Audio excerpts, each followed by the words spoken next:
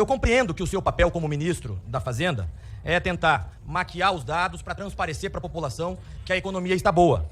Mas ocorre que a economia é número, né? E nós temos que trazer os números, nós temos que trazer os dados, né? E os dados são claros. Esse governo, sob o seu Ministério da Fazenda, é um governo gastão.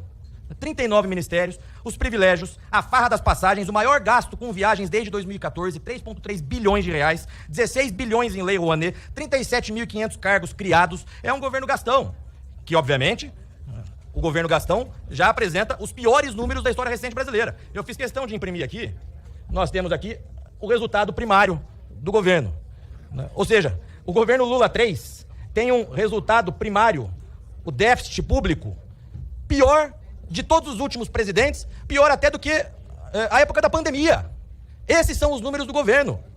Se nós formos, então, para o resultado nominal, nós temos aqui o mesmo tipo de gráfico. As contas públicas estão completamente descontroladas.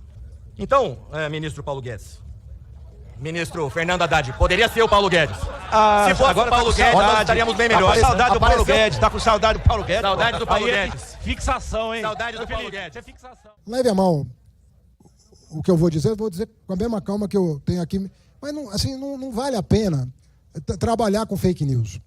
Não é uma coisa que vai ajudar o país. Eu vou dar um exemplo para o senhor. O senhor está colocando na conta deste governo, o pagamento do calote de precatórios do governo anterior.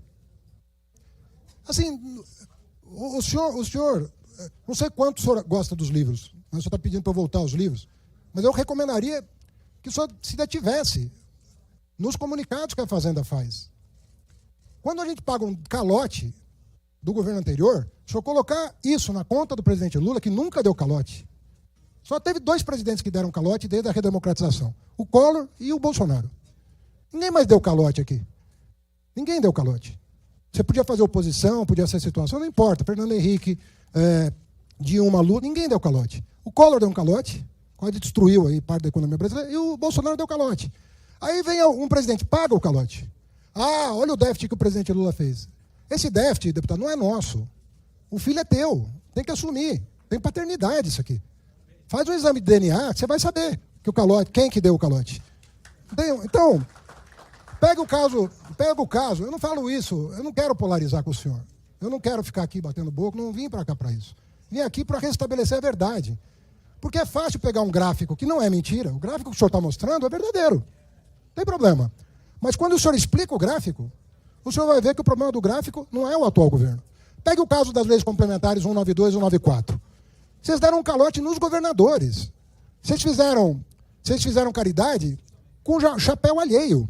Vocês quase quebraram alguns estados brasileiros. O Zema, que é um apoiador do Bolsonaro, em março do ano passado estava na minha sala pedindo para pagar o calote que o Bolsonaro deu nele. Eu falei, por que o senhor não cobrou do Bolsonaro o ano passado? O Castro, o Tarcísio. O Tarcísio ficou 1 ano sem pagar a dívida de São Paulo, por liminar do Supremo, por causa do calote que o Bolsonaro deu no estado de São Paulo. Aí o estado de São Paulo ficou sem pagar a dívida. Foram 40 bilhões, deputado. Soma com 90 dos precatórios, quanto é que dá? E as filas do INSS? Vocês acumularam filas do INSS? É gente pobre, deputado. É gente pobre, deputado. Vocês não quiseram atender. Vocês não quiseram atender. A pandemia exigiria que o senhor acelerasse a fila e não retardasse a fila, como o senhor fez. 15 bilhões de reais de fila, que foi pago o ano passado. O senhor vai culpar o presidente Lula por ter pago um direito constitucional? Deputado Felipe, não é bom isso. O resultado primário do ano passado é uma herança, infelizmente. A partir desse ano, o senhor começa a nos cobrar. Porque esse é o primeiro orçamento nosso. O orçamento do ano passado é um orçamento que vocês fizeram. Vocês fizeram o orçamento do ano passado. E eu disse aqui, 60 bilhões já estava na piloa, que vocês encaminharam. 50 bilhões de Bolsa Família, 60 bilhões estava descoberto. Mais de 90 bilhões de precatório, a descoberto. E mais o calote dos governadores, que custaria 45, custou 27, também está na conta de vocês.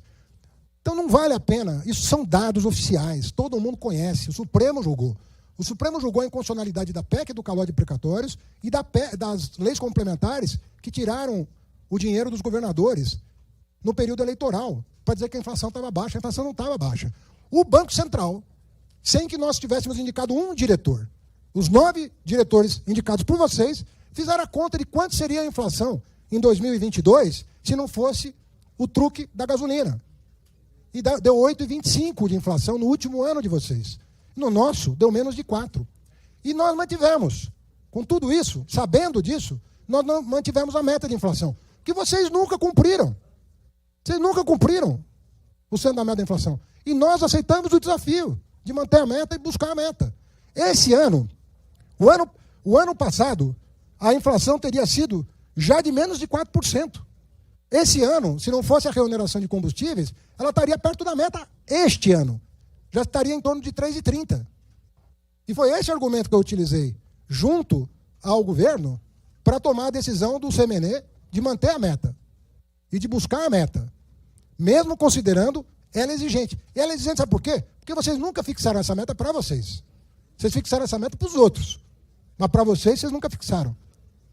Agora, se nós não restabelecemos a verdade, nós não vamos andar. É fácil, o senhor vai colocar o vídeo da sua fala na sua rede social e vai parecer que o senhor ganhou o debate. O senhor perdeu o debate. É isso que aconteceu aqui. Os dados que o senhor trouxe para cá estão equivocados, porque nós pagamos o calote que foi dado em governadores e nos credores do Estado.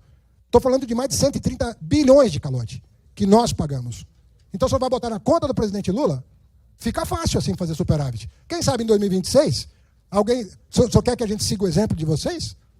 Para ficar bonito nas contas, no superávit fake que foi feito em 2022? Nós não vendemos patrimônio na Bacia das Almas. Não fizemos isso. Não fizemos isso. Né? Canibalizando a Petrobras, fazendo uma lei absurda de privatização da Eletrobras, absurda, sob qualquer parâmetro. Absurda. Não fizemos isso. Agora o senhor vem falar de tributação. Quem ganhava 2 salários mínimos pagava imposto no governo Bolsonaro.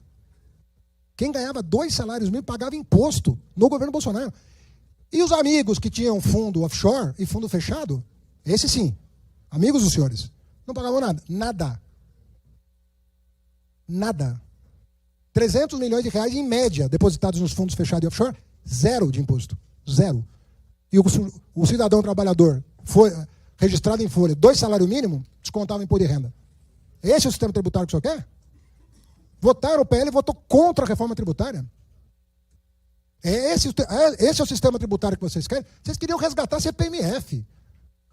O secretário da Receita Federal, que foi embora depois, porque brigou lá com o Bolsonaro, o que ele queria? Ele queria a volta da CPMF. É isso que o senhor deseja? O senhor vai apresentar uma PEC propondo a volta da CPMF?